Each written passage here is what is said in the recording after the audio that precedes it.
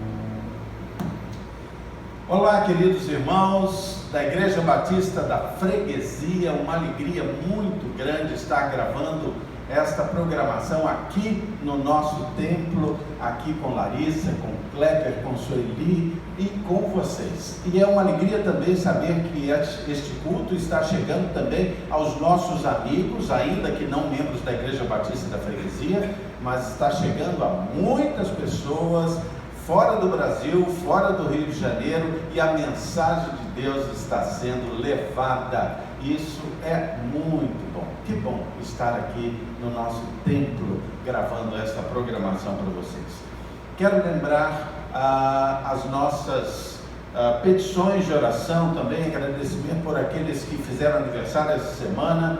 Quero lembrar do aniversário da Clarinha, Ana Clara. Quero lembrar do aniversário da Rejane, que foi ontem. Quero lembrar também do aniversário da Rafinha. A Rafinha está fazendo 3 anos, fez 3 anos sexta-feira, nós estamos muito felizes com isso. Quero lembrar do aniversário do Jorge Lima também e do Benhur, que é membro da nossa igreja, mas está lá no norte agora. Vamos estar orando pela Ivana, filha da Edna, vamos estar orando pela saúde da Rejane, vamos estar orando pela tia Ruth, tia da Ana Paula Bahia, pela saúde do Milton. Vamos orar pelas famílias, pelos profissionais de saúde, por aqueles que são mais vulneráveis, pelos missionários e pastores e pelos nossos governantes. Lembre-se que as nossas programações do Oração e Ação, as programações de domingo acontecem quarta-feira às 19h30, Oração e Ação com estudo bíblico. Quinta-feira, Oração e Ação Jovem às 19h30. Sexta-feira, Oração e Ação Kids, que acontece às 19h30. No domingo pela manhã, às 9 horas da manhã, temos o Zoom, temos o culto matinal às 10h30 e temos o nosso culto em família às 19h30. Hoje vamos trazer uma mensagem que pedimos a Deus seja a mensagem dele para o seu coração. Vou pedir a Larissa para vir aqui fazer essa oração, pedindo a Deus por este culto, pedindo a Deus que me unja com o Espírito Santo de Deus. Vamos orar. Amém. Senhor, abençoe mais esse dia, Deus, abençoe a vida do pastor, Deus, que o Senhor continue ungindo a vida dele, Deus, que o Senhor possa usá-lo para falar aos nossos corações, Deus, que a gente tem certeza, Deus, que o Senhor quer falar aos nossos corações.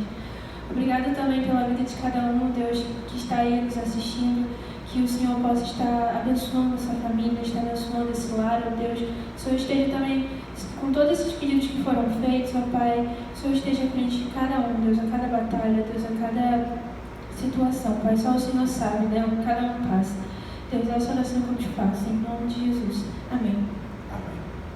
Eu quero agradecer ao Kleber, a Sueli, a Larissa, a Clarinha, que tem participado também, ao Gustavo, que já participou também dos nossos cultos com a música, ao Tiago, a namorada do Tiago, que eu esqueci o nome. A Érica também, que são todos muito bem-vindos. Pastor, Obrigado. Queria aproveitar e acrescentar um pedido de oração. A Clarinha não pôde estar com a gente hoje porque ela está cuidando da mãe do Gustavo, da Ilma, que fez uma cirurgia no joelho, na perna. E a cirurgia tem umas pequenas complicações e ela está contribuindo lá com o conhecimento dela, né? Ok. Com os curativos e tal, que a gente ore também pela vida da mãe do Gustavo, da Ilma. Nós vamos orar pela Ilma, que é mãe do Gustavo, namorado da Clarinha. Nós vamos pedir a Deus pela saúde dela. Quero convidar você a abrir a sua Bíblia agora no livro de Daniel. Abra aí sua Bíblia no livro de Daniel. Nós vamos falar hoje sobre esse livro tão especial da palavra. Daniel, capítulo 3. Daniel, capítulo 3. Abra aí sua Bíblia. Ok? Muito bem. Esse livro de Daniel é um livro que foi escrito aí pelo século 6 antes de Cristo. E esse livro tem características muito próprias, muito interessantes. Daniel é um livro que aponta para o futuro, é realmente um livro profético em toda a sua composição, e é um livro que aponta para o futuro de forma profética tão claramente, que é também chamado do Apocalipse do Velho Testamento. É um livro que traz uma mensagem que era extremamente relevante para a sua época, mas que é extremamente relevante para a época de hoje também. É uma mensagem ética, é uma mensagem de vida daquele que é temente ao Senhor. Esse livro também nos mostra algo muito interessante, que é o fato de que Deus nunca perde o comando da história.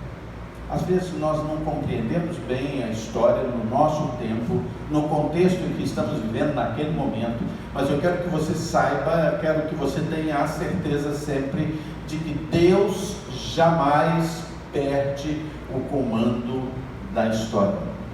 Mas esse livro fala de outra coisa extremamente importante, fala de fidelidade a Deus. Esse livro fala de fidelidade a Deus e fala da fidelidade de Deus para conosco também. Fala de confiança em Deus. Para que a gente entenda bem o contexto ali de Daniel 3, precisamos pensar um pouquinho na história de Israel. Vocês sabem que o reino de Israel, num determinado momento, ele se dividiu em dois reinos, o reino do norte e o reino do sul. E esse reino do norte, que tinha uma formação baseada em 10 tribos de Israel, esse reino do norte, como diz a palavra de Deus, durante muito tempo fez aquilo que era mal aos olhos de Deus. De forma que no ano 722 a.C., o reino de Israel foi tomado pelos assírios, foi levado, retirado do seu lugar, da sua cidade, e eles foram levados lá para a terra dos assírios, e na realidade nós nunca mais tivemos notícias históricas sobre o reino de Israel ou o reino do norte. O reino do sul, que era formado por duas tribos, de Judá e Benjamim, ele, em determinados momentos da sua existência, o reino do sul, formado por essas duas tribos, também desobedeceu, entristeceu a Deus. E ele foi bastante atacado como vara de castigo para com aquele povo, para aquele povo despertar sobre o quanto estava agindo mal com Deus. E ele foi atacado pelos babilônios desde o ano 606 a.C. até o ano 586 a.C. E lá em 586, finalmente, o reino do sul, o reino de Judá, foi capturado pelos babilônios, o seu templo foi destruído e o seu povo foi levado cativo para a Babilônia por um rei chamado Nabucodonosor. Muito bem, a Babilônia, nesse momento da história, tinha uma posição muito importante no mundo, era o maior império global. Eles foram chamados também do povo caldeu num determinado momento, e esse rei Nabucodonosor reinou por incríveis 43 anos sobre esse reino babilônico, e ele fez coisas lá no seu reino que destacaram o seu reino no restante do mundo. Ele embelezou tremendamente ali o seu reino, fez muralhas em volta do seu reino, as muralhas da Babilônia, que tinham mais de 30 metros de altura, tinham dezenas de portões de metal, a largura dos seus muros tornava-os capazes de receber duas carruagens juntas passando sobre esses muros. Era uma obra monumental. Esses muros tinham mais de 1.200 torres. Tudo isso eu conto para mostrar que aquele reino da Babilônia era considerado o maior reino da terra naquele momento, o maior conquistador, e eles então tinham os seus famosos jardins suspensos, que eram considerados uma das 7 maravilhas do mundo. Muito bem, este reino que era tão poderoso naquele momento, conquistou o reino de Judá.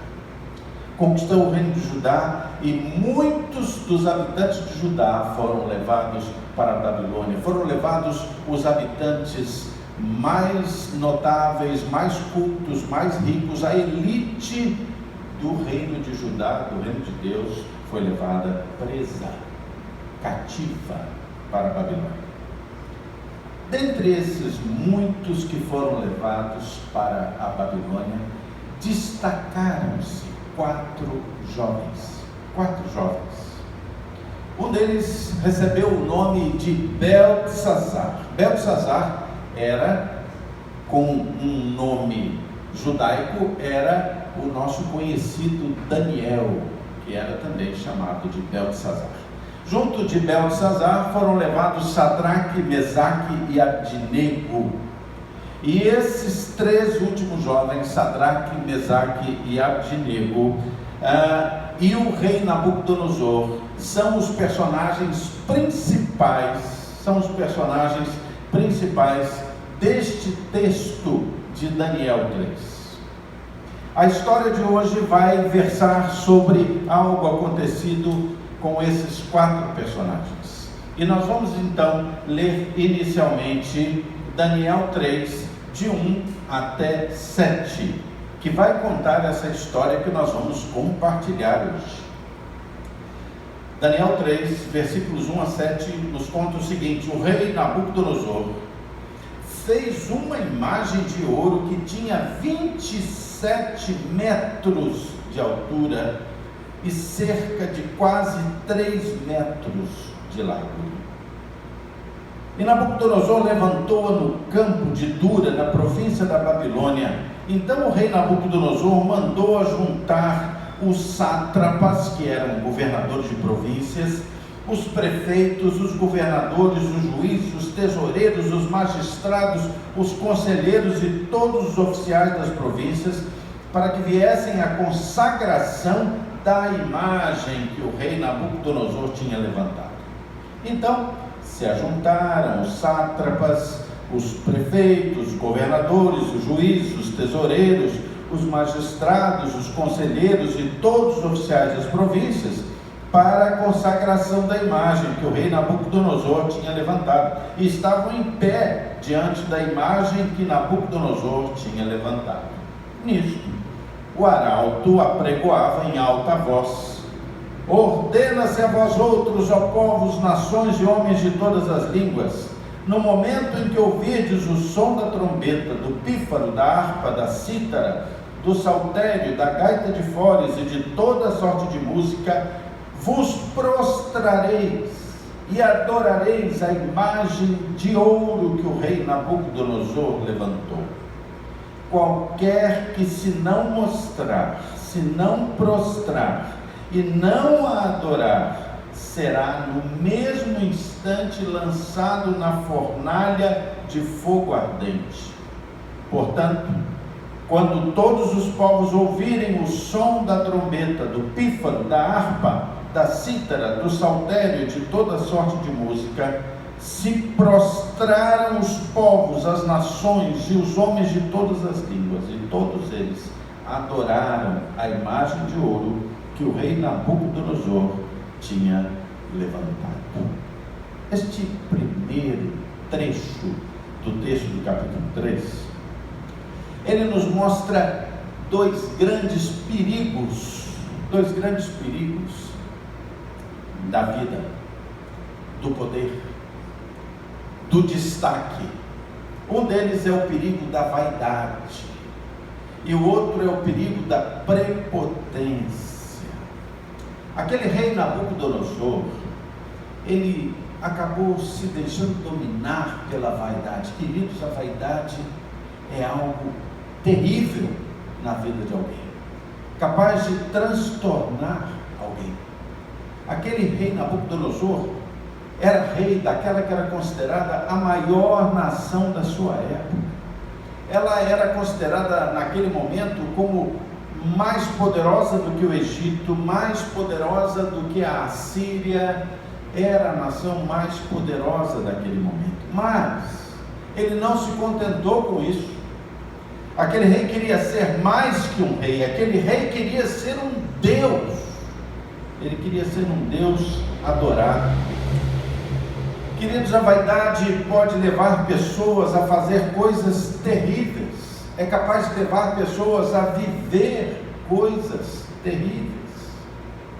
Eu quero convidar você a ver 2 momentos na palavra de Deus que nos falam do quanto a vaidade é capaz de levar uma pessoa ao pecado, é capaz de levar uma pessoa a se perder na sua vida. Olha o que está escrito aí em Gênesis, deixa marcado a sua Bíblia em Daniel 3, e venha comigo a Gênesis 3, os versículos 3 a 5. Gênesis 3, versículos 3 a 5. Esse texto fala sobre a queda do homem, diz assim: mas do fruto da árvore que está no meio do jardim, disse Deus, dele não comereis, nem tocareis dele, para que não morrais. Então a serpente disse à mulher: é certo que não morrereis, porque Deus sabe que no dia em que dele comerdes, se vos abrirão os olhos, e como Deus sereis conhecedores do bem e do mal. A serpente, Satanás, tentou a mulher, despertando a vaidade naquela mulher. O pecado entrou no mundo a partir da vaidade. Satanás disse para ela: olha, se você comer desse fruto, você vai ser como Deus. A vaidade. Mas se o homem caiu baseado na vaidade, eu quero que você venha comigo até Isaías 14, Isaías 14, versículos 12 a 15, e nós temos aqui uma visão ainda que não completamente clara, mas de como caiu o próprio Satanás, como caíram os anjos do céu. Isaías 14, versículos 12 a 15 diz assim: como caíste do céu, ó estrela da manhã, filho da alva, como foste lançado por terra, tu que debilitavas as nações, tu dizias no seu coração: ah, eu subirei ao céu, acima das estrelas de Deus, exaltarei o meu trono, e no monte da congregação me assentarei, nas extremidades do norte, subirei acima das mais altas nuvens, e serei semelhante ao Altíssimo. Satanás, movido pela vaidade, se tornou o que ele é. A vaidade é capaz de transtornar o homem, transtornar e mudar a mente para o mal. A fé da gente, queridos, ela não pode ser cega. A fé não pode ser cega. Outra questão que nós podemos apreciar no início de Daniel 3 é que aquele rei se tornou absolutamente prepotente. E ele quis obrigar o povo a se curvar diante da imagem que ele fez de si mesmo. Ele quis gerar fé pelo medo, mas a fé não pode ser cega. A fé tem que ser capaz de pensar. A fé não pode ser mantida pelo medo, mas a fé precisa ser mantida pela convicção, pelo coração. Pastor Miranda Pinto, que foi o pastor fundador do Seminário Betel, em determinado momento da sua vida diz uma frase que é emblemática para mim. Ele diz: graças a Deus, porque minha fé está baseada no que eu sei e não no que eu sinto. Não é oriunda do medo, oriunda da euforia. A fé é oriunda daquilo que a gente sabe do Senhor.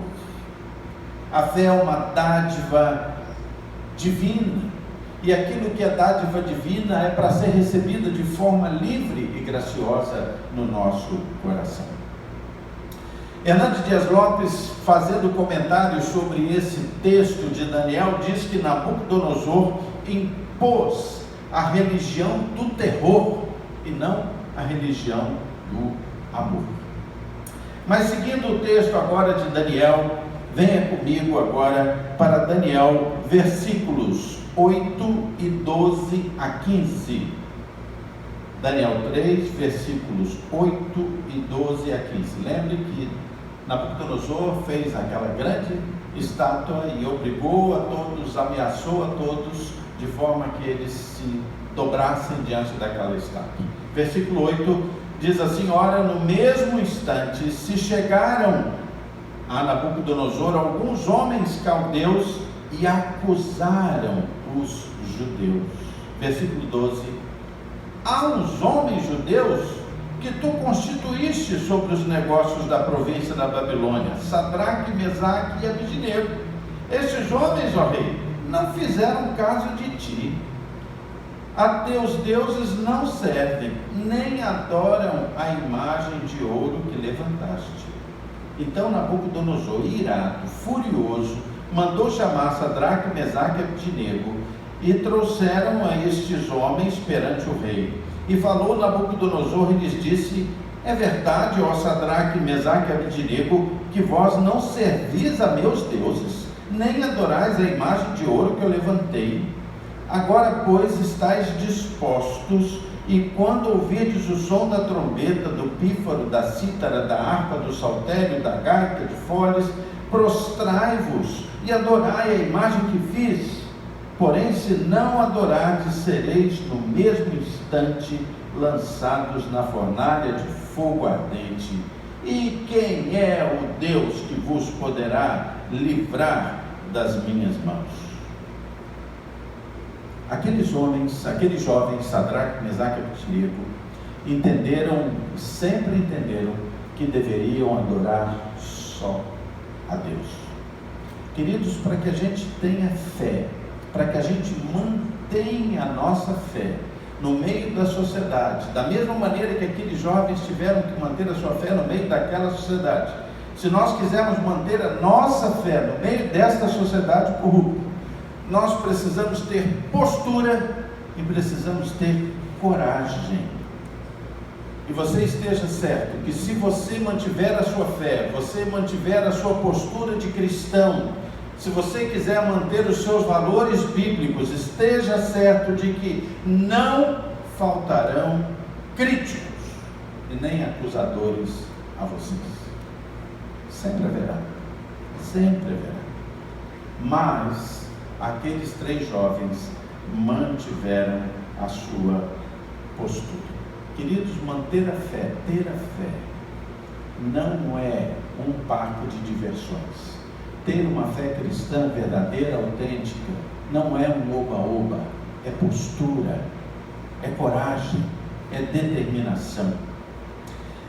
Você pode ter certeza que em alguns momentos na sua vida e no decorrer dos tempos dessa sociedade em que nós vivemos, provavelmente nós receberemos perseguição, como já há perseguição em muitos países, como na China nós temos visto perseguição, como na Coreia do Norte nós temos visto perseguição aos cristãos, como em muitos países nós temos visto. Mas se você quiser manter a sua fé, você terá que ter uma postura diante de Deus e terá que ser uma pessoa corajosa. Se você mantiver a sua fé cristã, eu quero dizer uma coisa para você: certamente haverá dúvidas quanto à sua segurança física, mas você estará mantendo a certeza da sua salvação eterna. Se um dia você estiver sob perigo, lembre-se do Salmo 23, que diz assim, do seu versículo 1: o Senhor é o meu pastor e nada me faltará. Ainda que eu ande pelo vale da sombra da morte, não temerei mal algum, porque tu estás comigo. É isso, é isso. Lembre também que no Salmo 23, lá no versículo 5, o texto vai dizer assim: Senhor, preparas uma mesa perante mim na presença dos meus inimigos, unges a minha cabeça com óleo. Queridos, às vezes estaremos diante da situação de estar à mesa com os nossos inimigos, mas que o Senhor continue sendo o nosso pastor. O texto vai caminhando aqui em Daniel 3, volte para ele, Daniel 3, agora dos versículos 16 a 18, nós vamos ver como se comportaram aqueles 3 jovens, Sadraque, Mesaque e Abednego, diante daquela palavra tão dura, tão ameaçadora de Nabucodonosor. Versículos 16 até versículo 18. Depois de Nabucodonosor ter dito: olha, se vocês não se ajoelharem diante da imagem, vocês serão lançados na fornalha quente, e ainda desafiou dizendo: quem é o Deus que vos poderá livrar das minhas mãos? Sadraque, Mesaque e Abdenego responderam: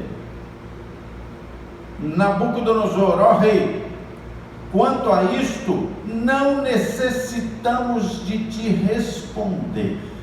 Se o nosso Deus, a quem servimos, quer livrar-nos, Ele nos livrará da fornalha de fogo ardente e das tuas mãos, ó rei. Se não, fica sabendo, ó rei, que não serviremos a teus deuses, nem adoraremos a imagem de ouro que levantaste. Eu gosto de Sadraque, Mesaque e Abdenego. Esses meninos tiveram uma fé atrevida. Atrevida. Não no sentido de desrespeitar, mas eles sabiam quem era o seu verdadeiro Senhor, o seu verdadeiro Rei. É como se eles dissessem assim: Deus, eu estou contigo e não abro, ainda que nós vamos para a fornalha.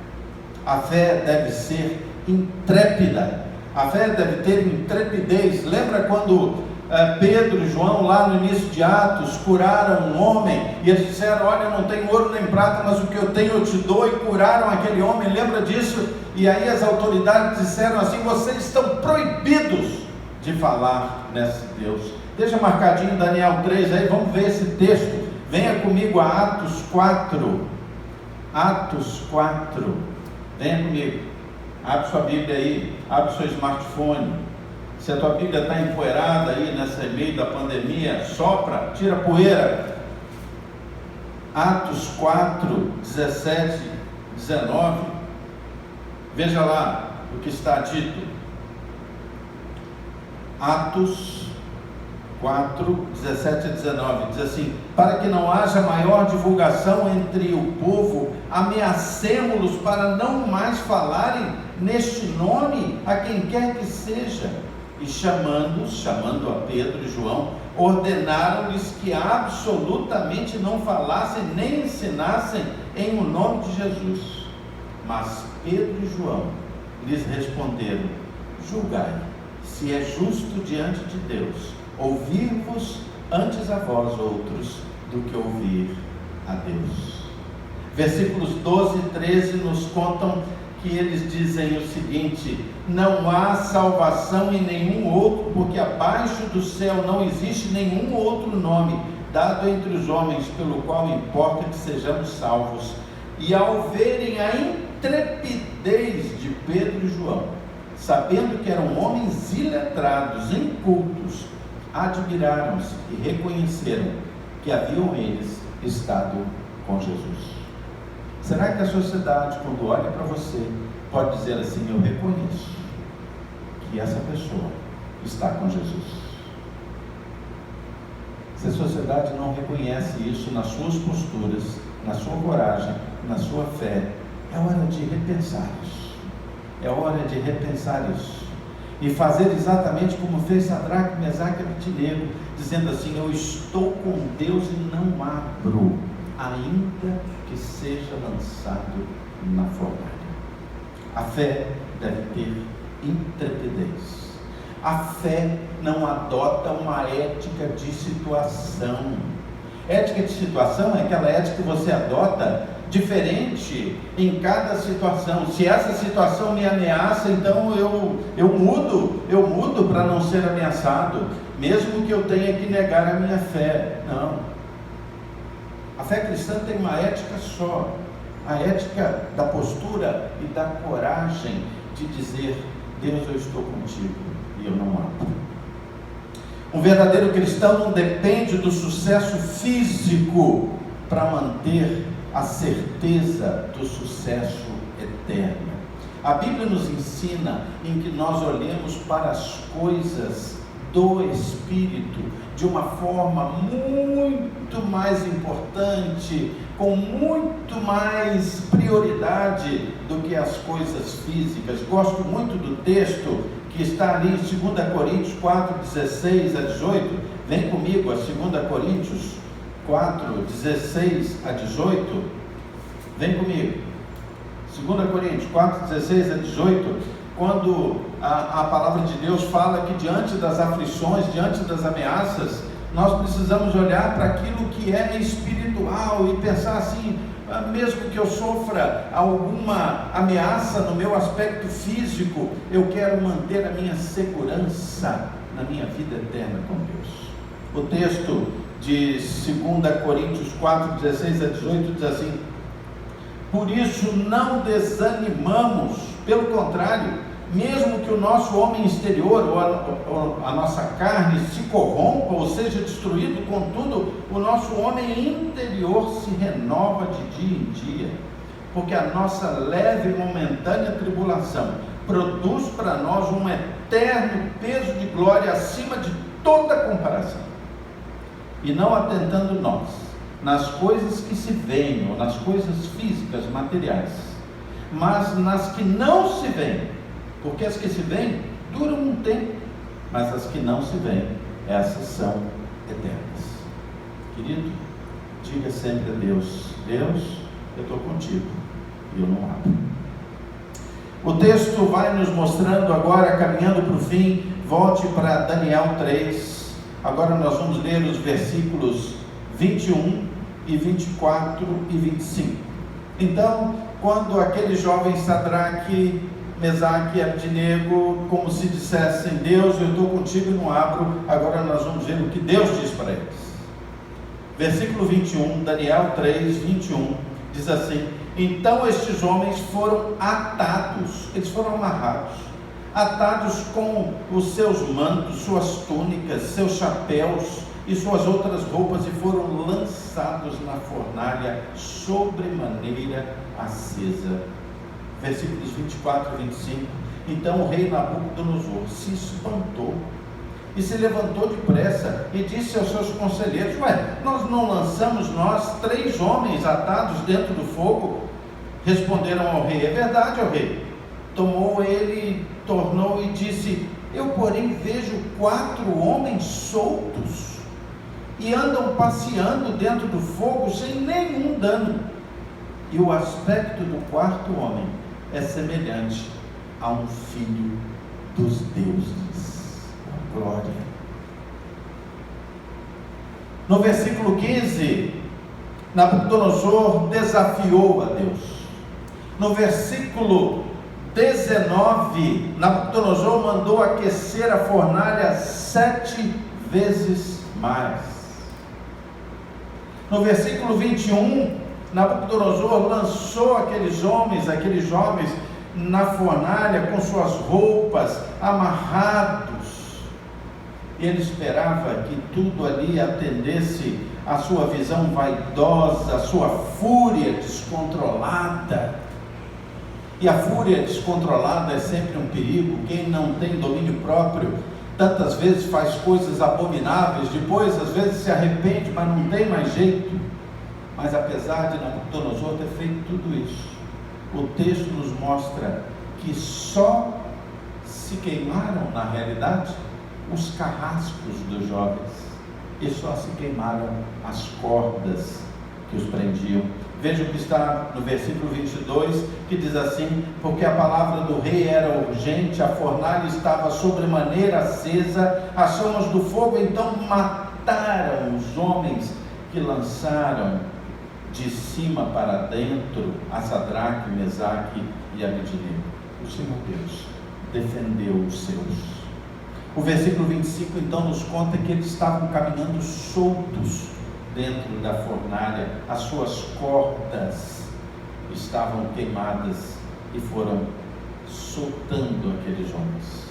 Então aquele instrumento de morte que foi usado por Nabucodonosor, aquele fogo que era o instrumento de morte, ele foi transformado por Deus num instrumento de libertação.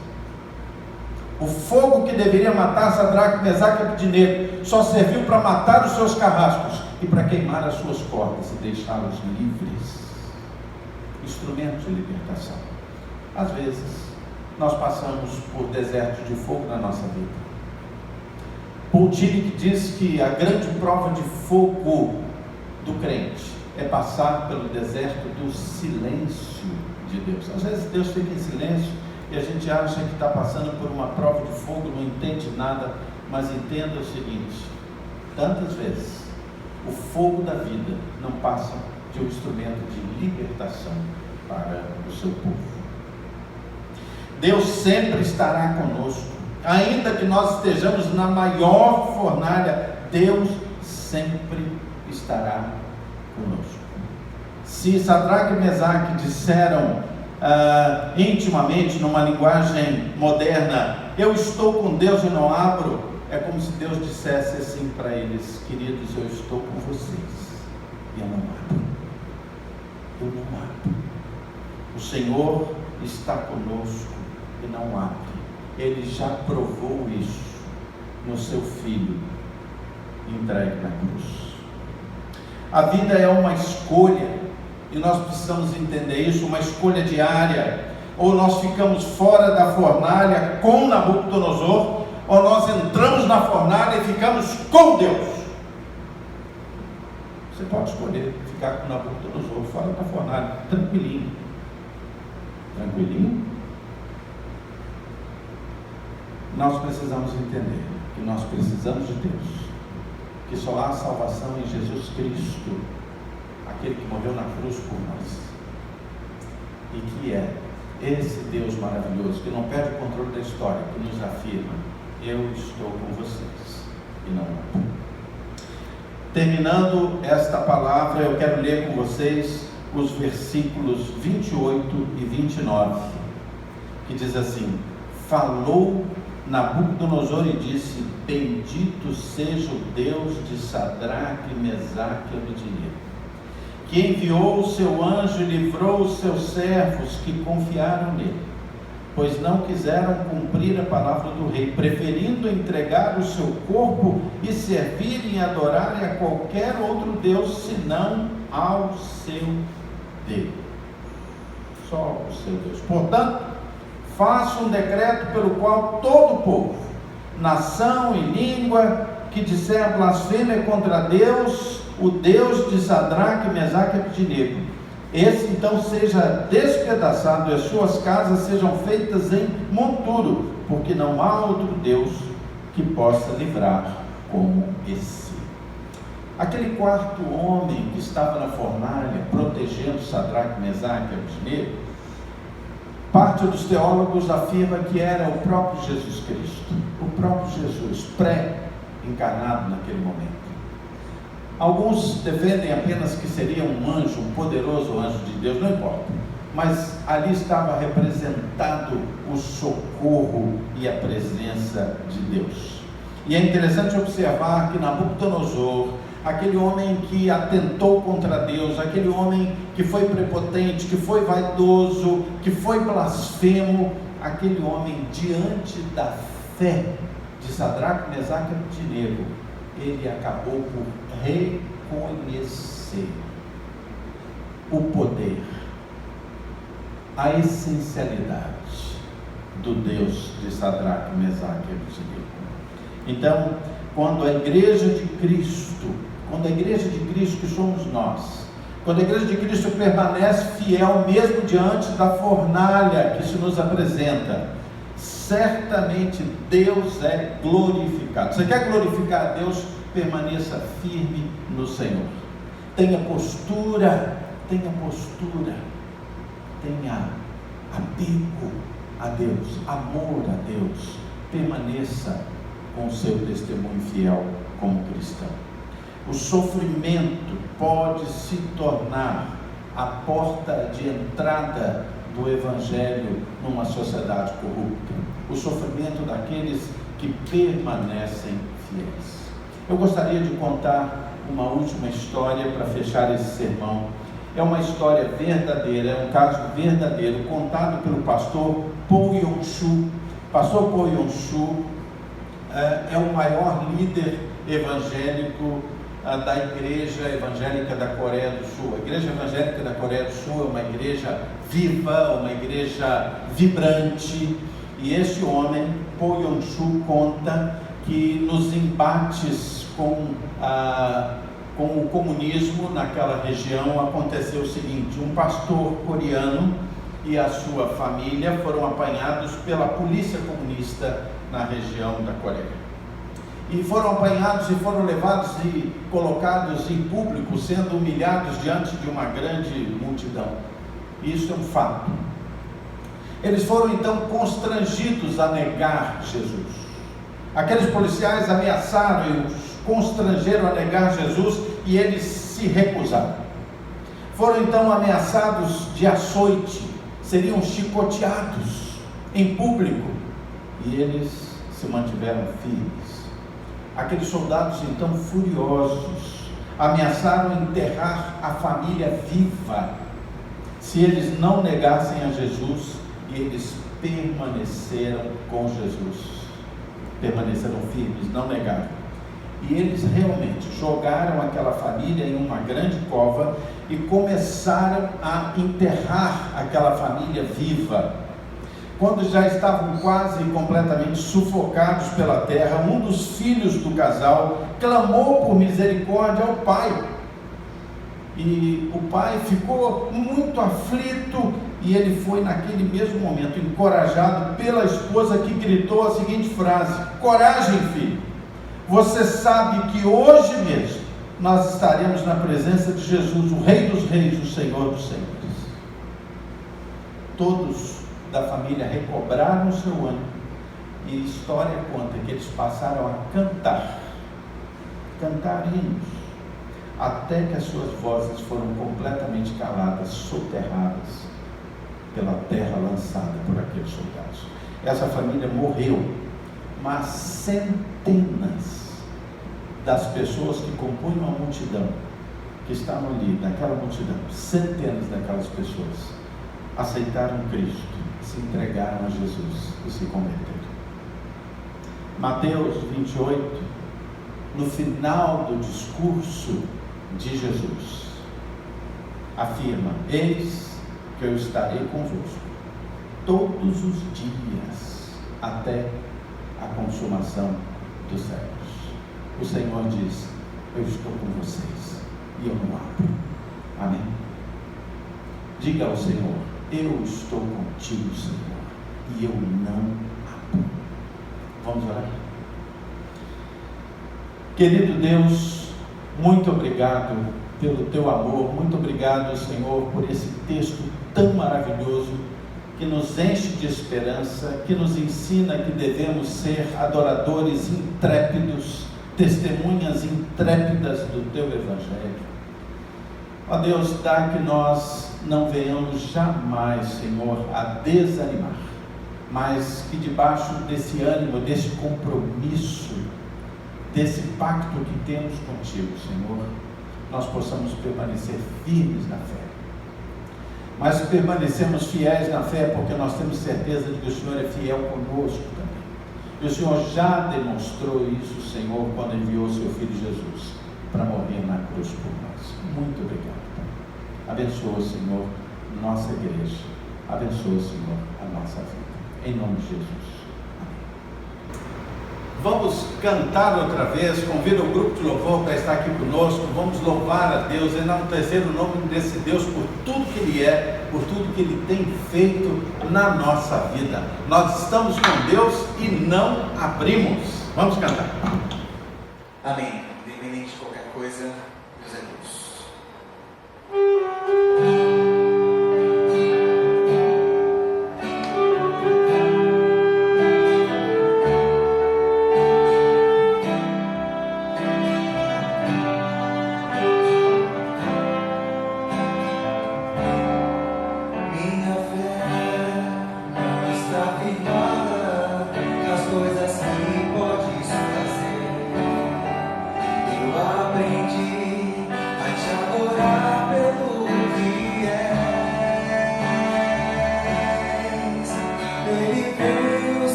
Deus quiser, Ele é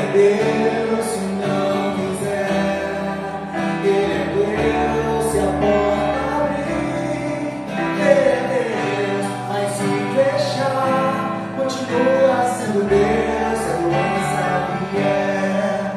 Ele é Deus, segurando eu vou. Ele é Deus, se tudo dá certo.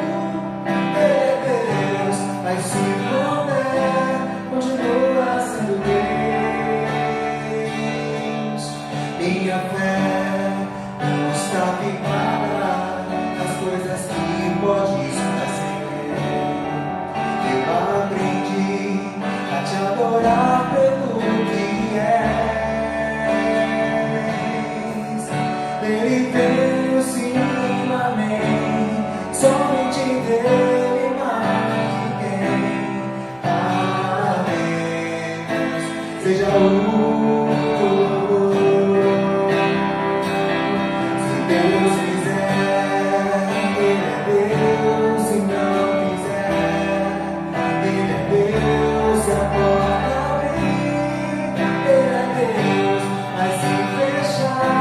continua sendo Deus, a doença vier. Ele é Deus, segurado eu vou. Ele é Deus, se tudo der certo. Ele é Deus, mas se não der, continua sendo Deus.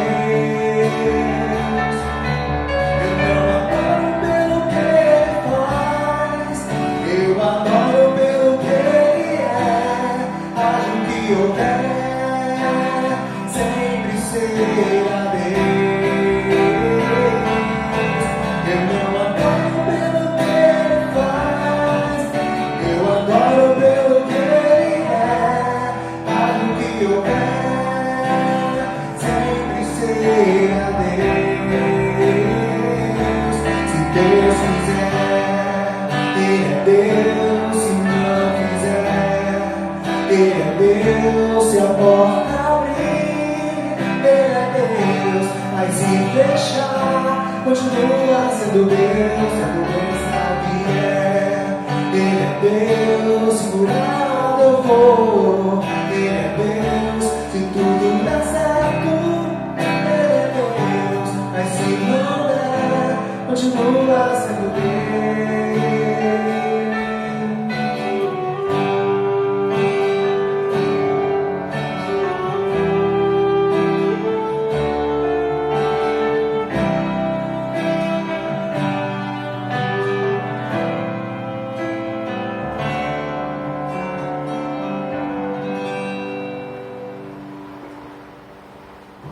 Nós vamos encerrando o nosso culto por aqui. Nós vamos agora orar, agradecer a Deus e pedir a Deus por todos aqueles que colocaram aqui seus pedidos, pedindo a Deus pelos aniversariantes e agradecendo por eles também.